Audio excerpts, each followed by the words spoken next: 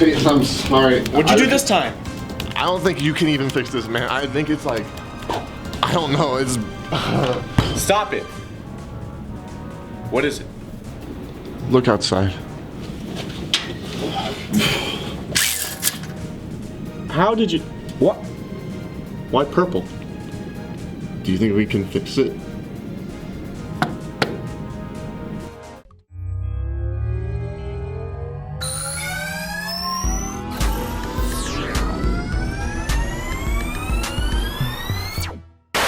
Welcome, welcome, welcome, people of science. My name's Clayton and welcome to 300 Seconds of Science. Let's start this episode with a quick little science fact. Science is all around us, and that science is the atmosphere. Atmosphere! Atmosphere! Now, let's play a little game. Think about something extremely beautiful. Think of something you've seen and taken thousands of pictures of, and you can't help but to take more. Think about something warm and calming. Now, are you thinking about something a little like this? If not, ignore your thing and focus on mine.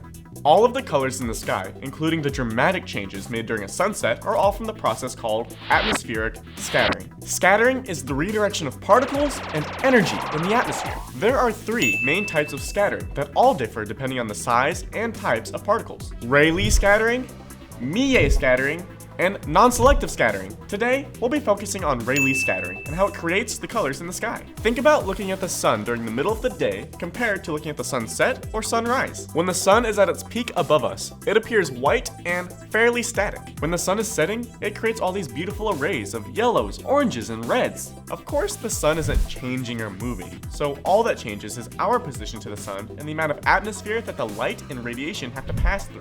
Think about putting a toothpick through a ball towards the center. If you go at a 90-degree angle, only a short amount of the stick passes through. But if you go at a more sideways angle, much more of the toothpick will interact with the ball. Rayleigh scattering, named after British physicist Lord Rayleigh, is the scattering of light and electromagnetic radiation caused by the particles in the atmosphere. All light and energy from the sun are in wavelengths. So if you're ever lonely, just wave at the sun. It'll always wave back. The particles in the atmosphere react with these wavelengths and scatter them depending on length. An easy way to picture these wavelengths is to think about a rainbow and the colors that appear and the order that they appear in. Blue and violet wavelengths are much shorter, so the atmosphere scatters them the most. This is why the sky appears blue. You're really seeing NO2 and O2 particles taking this light and pushing it across the atmosphere. Think about the dark side of the moon, except it's the bright side of the earth, and I'm not Roger Waters. On the opposite side of blue, you have red, which has a much longer wavelength. Red, being a much longer wavelength, is able to pass through more atmospheric particles without being scattered. So during the middle of the day, blue is scattered the most, causing us to see none other than blue. During the evening, when the sun is even more lateral to our point of view, the electromagnetic radiation has to pass through even more atmospheric particles. Short wavelengths start to become less and less visible to the human eye, while the longer ones start to become more and more scattered than before. During a sunset or sunrise, you can think of the red and orange wavelengths reacting like the blue wavelengths react during the middle of the day. Hopefully, now you can appreciate the colors of the sky just a little bit more. Also, now, when a little kid comes up to you and asks, "Why is the sky blue?" you can tell them the atmospheric particles scatter the light and radiation from the sun, causing short wavelengths of blues and violets to be more visible during the day. Then, when they blankly stare at you and ask, "And why is that?"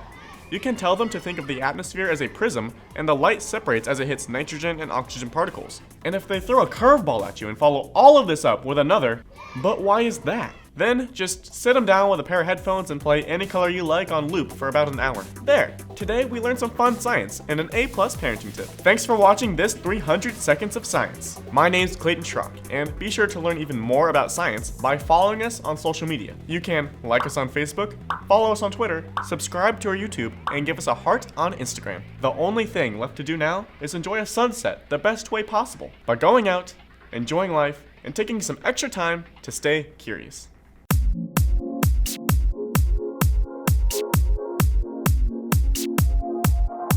This program was produced by ZTV at the University of Akron. Do you want to gain experience in video production, professional social media, or working with real clients? Visit the UA School of Communications online or follow us on social media to learn more. ZTV, make media, make a difference.